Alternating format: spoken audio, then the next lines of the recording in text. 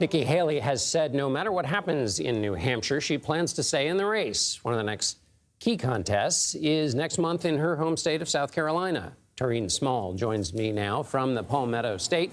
Taurean, what are you hearing from voters about their feelings about the former governor?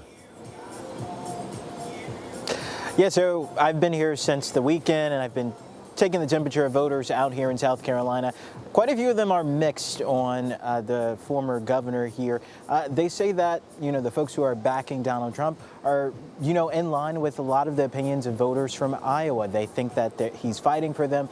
They believe that he's being unfairly prosecuted and persecuted. And they think that ultimately he has the best shot at beating Donald Trump or at beating Joe Biden in a general election matchup. They also touted his impressive win over the rest of the field in Iowa that ultimately led to quite a few of his primary rivals to drop out. When it comes to Nikki Haley, though, the folks who are interested in her the most are the never Trumpers or the folks who are willing to move on from Donald Trump, even though they voted for him in the past two elections. So does it seem more that they are supporting her because they don't like Donald Trump? Where's the home state love? She was their governor.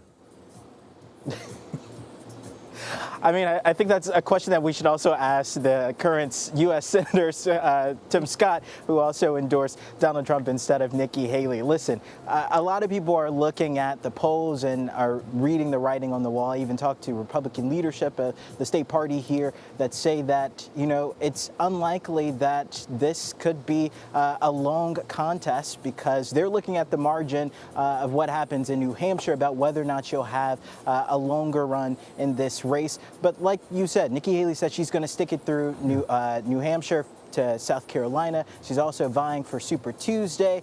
She just invested about $4 million in TV spending here in South Carolina. She has her eyes set on a long run.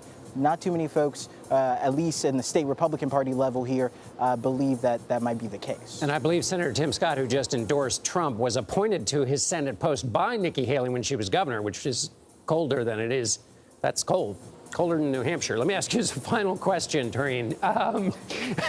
Nikki Haley her campaign has mentioned that that voters can participate who are Democrats or independents, or not registered, I should say. What signal does that send from her campaign?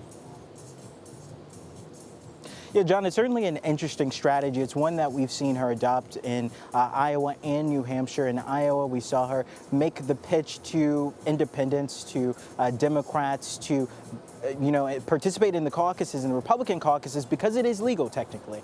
In New Hampshire, she's made that same pitch. She said, hey, participate, join our cause. And she's moved from this more hard right conservative voice to one that opens up a wider tent to more moderates. Here in South Carolina, I tried to take the pulse of voters out here if they're interested in that. I talked to a few Democrats actually about that pitch, about, participating in the open primary to vote for Haley. I talked to some voters in Iowa who said the reason why they would do that is to stop Trump. I tried to see if they're on the same page here. They're not interested. The Democrats that I talked to say that they're supporting Joe Biden. They're uninterested in any Republican at this point. That's interesting. Thank you for that reporting, Taurean Small in South Carolina. Besides South Carolina, we're also looking ahead to Nevada, which holds its primary and caucuses, you heard me right, in about 2 weeks. Jessica Hill joins us now. She's a politics reporter with the Las Vegas Review-Journal. So Nevada, excuse me, I didn't mispronounce it. Nevada has a primary and a caucus. Why? Yes. It is confusing. A lot of voters, especially Republican voters, are confused and frustrated about this. February 6th, we have a state-run primary. In 2021, Democratic legislators pushed to end caucuses and put in primaries. The Republican Party, however, did not like that, and they decided to hold a caucus regardless. So now we have two dueling nominating processes. However, because the Nevada Republican Party gets to choose which process holds the most weight, the primary is left to be more symbolic and just for a show. The only people that are really participating in it is Nikki Haley and then some other people who are kind of lower names. And then in the caucus, Donald Trump is really the only Republican of note that is participating in the caucus. Vivek Ramaswamy and DeSantis have since dropped out, so it's really just him. So, Jessica, the delegates, as I understand, the delegates are going to be apportioned by the caucus, which Nikki Haley's not participating in. And so the primary ballot, which doesn't include Donald Trump, isn't really even a proper show, right? Because it's not a head-to-head with Haley and Trump. Correct. Yes. We think maybe Nikki Haley could use the primary to show, like, look at the public support that I have. However, it won't really mean anything, and she won't be able to receive any delegates here in Nevada. Yes, she's turned it into a one-person race, but that's not very useful in the end. Okay, so if the voting doesn't matter much, what are folks talking about in Nevada that they actually care about in terms of either the Republican race or just in general and that you hear about in your reporting? Yeah, so a big thing that I'm hearing about right now, just leading up to the primary and the caucus, is the confusion. And a lot of Republicans are saying this is a disaster that the Republican Party is facing.